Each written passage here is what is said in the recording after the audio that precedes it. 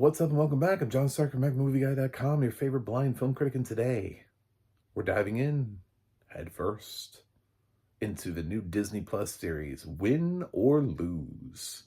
Good or bad? We're going to talk about it. Click like and subscribe.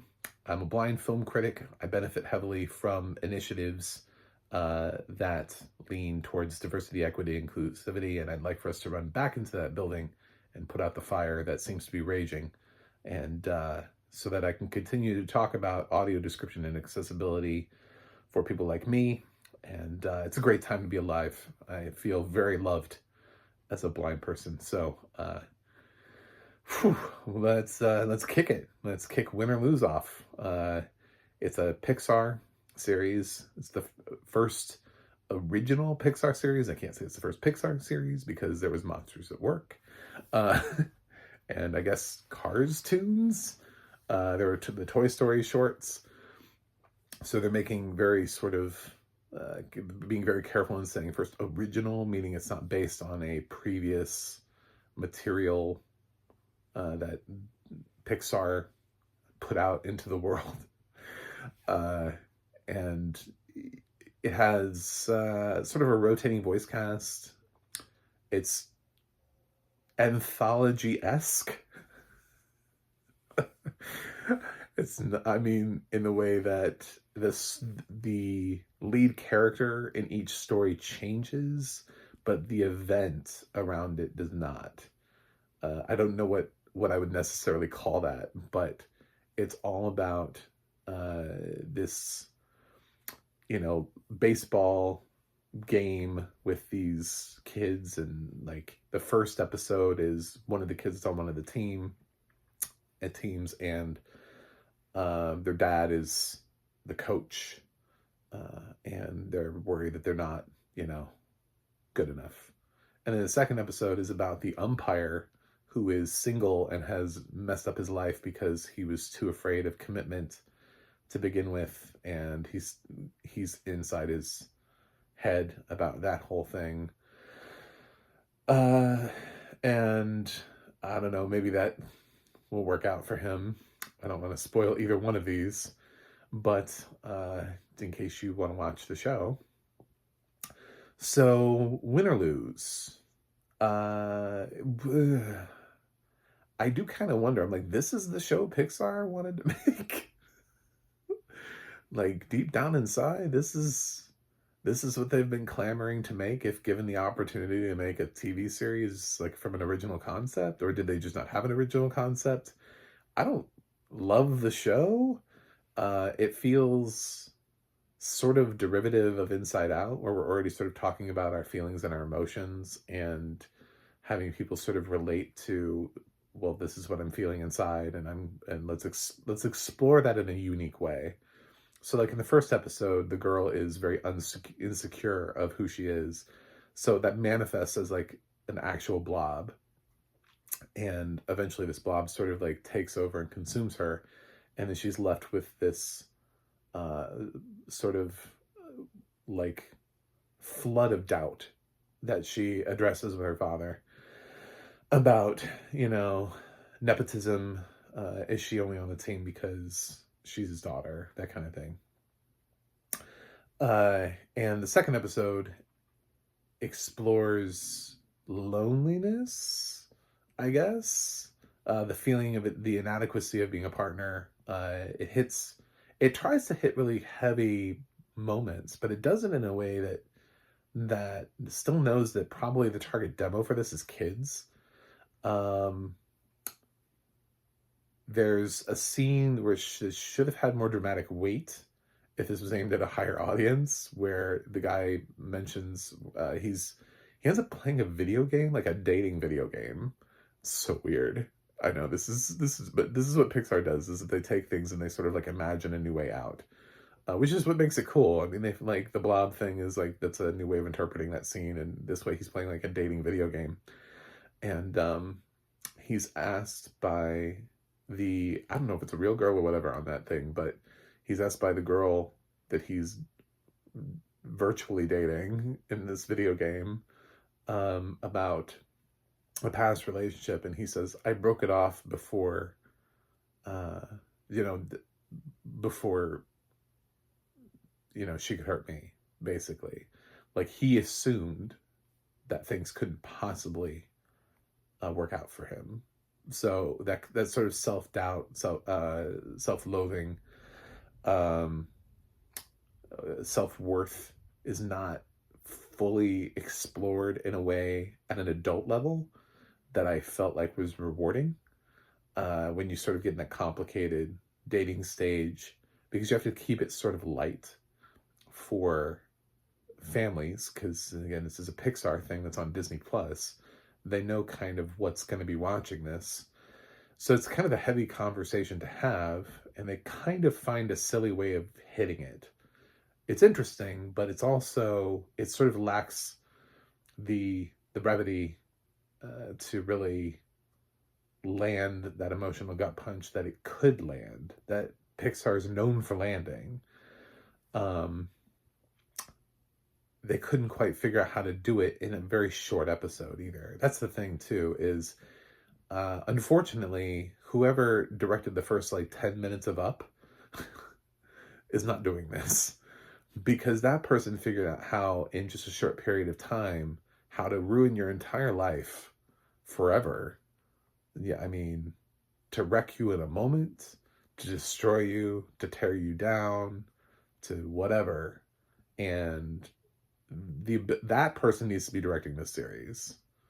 You know, I don't know if it necessarily, if I'm meaning the writer or director, because I think the writer had to craft a screenplay. And so if we had at least the same writer as Up, I feel like these episodes would have sort of be idiot proof for any director. So I'm fine with that. I think that's kind of what I'm saying, is you have to have, if you're going to write things that are about having emotional maturity, you have to have the emotional maturity to then land the lessons about emotional maturity. And I just don't think Win or Lose does. I think it comes close. It gives you sort of the feeling that it maybe there's something there. Like, maybe your kid will get something out of this. And it's cute enough, and it's fun enough, and it's lighthearted enough, but it's not really gonna pull anything deep out of you. I don't feel like there's anything that's really, I don't feel like I'm gonna get knocked, like floored, in the next couple episodes. So that's kind of that's my hot take on Win or Lose. As far as an audio description track, so on my small screen diaries, which I do for my website, where I instantly sort of review what I watched on TV, because God, if I put a review for every single episode of every single TV show that I watch, my initial reaction to Win or Lose, especially the first episode, was that it was both brilliant and not at the same time. I had problems with it, and I had problems that sort of resounded into the second episode as well. Disney really loves to do this thing. I would love for Disney to, well, first of all, provide more regular audio description. I mean, they had several shows last year that were brand new product that they refused to put audio description on, like Ariel Jr., Zombies, the reanimated series, Wizards Beyond Waverly Place. Those are all Disney branded content that dropped on Disney Plus and didn't have audio description. They are really bad at passing through audio description for Fox content like Kingdom of the Planet of the Apes and The First Omen. I'd love for them to fix that. I'd love for them to make sure their ABC shows are actually premiering next day on Hulu. There's a lot of things I'd love for Disney to be able to do, but one of the things is also just, I don't know, stop telling writers what to do and what not to do, because they have this problem at Disney where they'll make shows that are intentionally diverse for sighted audiences and then refuse to tell blind people what that diversity is. So for everybody out there who feels like the world is too woke, I want you to just go blind, and then don't just watch Disney movies, because you'll be fine. There's no wokeism here at all. For some reason, they're so afraid that blind people, I guess, I don't know, are we like, I don't think we're rallying against woke as a people. I know there isn't like blind culture, the same thing as deaf culture, but it really feels like Disney is so afraid to tell us the ethnicity of characters, even when they're making a valid and quite, you know, visible opportunity to have conversations like Your Friendly Neighborhood Spider-Man, last year's Percy Jackson and the Olympians. You know, I mean, there are series where they're changing characters that previously existed and reshaping this world that we're familiar with intentionally. It's got to be intentional. You know what I'm saying? Like there's an intentionality behind it. And so sighted kids who watch these shows feel the representation. They get to see themselves on screen represented fully.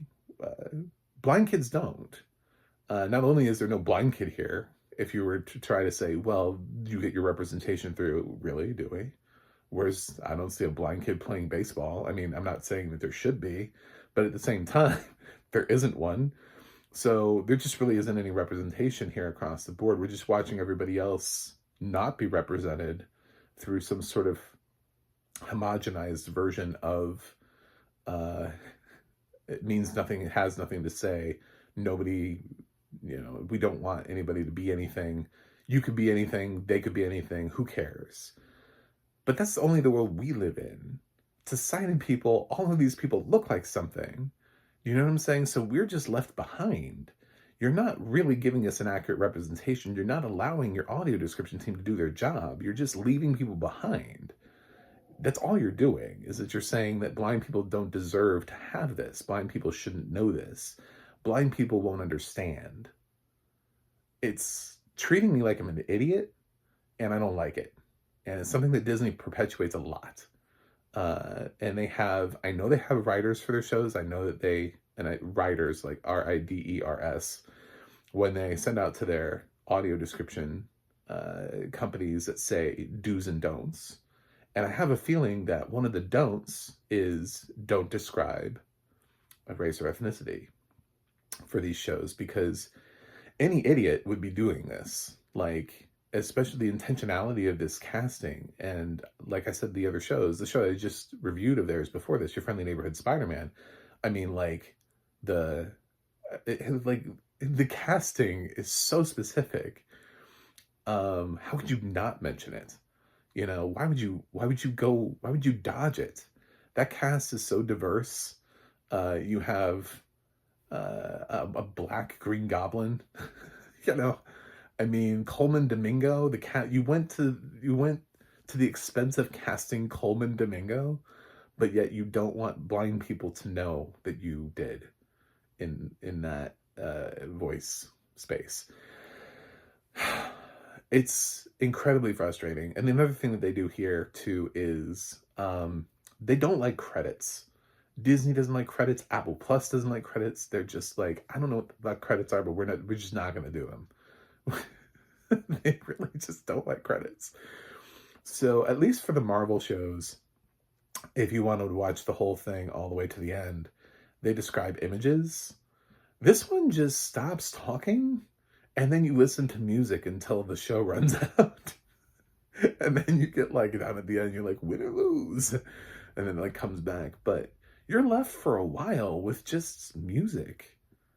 And like, I know credits are playing. There's nothing on screen worth describing? You've told the audio description narrator to just give up on life, basically, and to just leave us out in the cold waiting for something? Are we waiting for anything? Is there anything that's at the end of either of these episodes? That's what you're thinking when you're doing this, is because it doesn't say credits. You know what I'm saying? I don't even think it said cut to black. Like sometimes they do as a almost like they're trying to sneak it in there. They're like, blind people, you can go now. Like they don't want the companies to know because they've been told not to indicate credits. I have no idea, but it all feels very sort of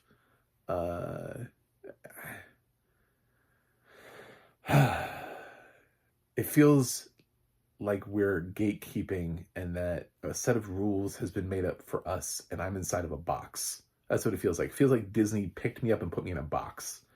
And everybody else is walking around their parks and they get to access all of Disney. And I have this tiny little box and they've told me what I can and can't enjoy and how I can and can't enjoy it. You know, I'm allowed to know this, but not this. I'm allowed to enjoy this, but not this. I can, access this, not this. And yet Disney is one of the uh, first companies that loves to tout their diversity. I live in Florida, so I always hear their recruiting commercials, drawing creativity from diversity was their motto for a long time. Uh, but diversity can be more than just skin tone. It can also be, diversity in uh, LGBTQ characters. It can be diversity by having through inclusion of people like me, like blind or deaf or wheelchair users or something like that. I mean, there's a lot of ways to have diversity represented and to have different voices at the table. This doesn't feel like that anymore. This feels like Disney, which is oddly still fighting the anti-woke people, is also caving at the same time. They're out there proudly standing by Anthony Mackie as Captain America and Rachel Ziegler as Snow White, which is great. But at the same time, they're also not here, for us. So, why is it inconsistent? What's up with the inconsistency? Anyway, that's a really long review of Win or Lose.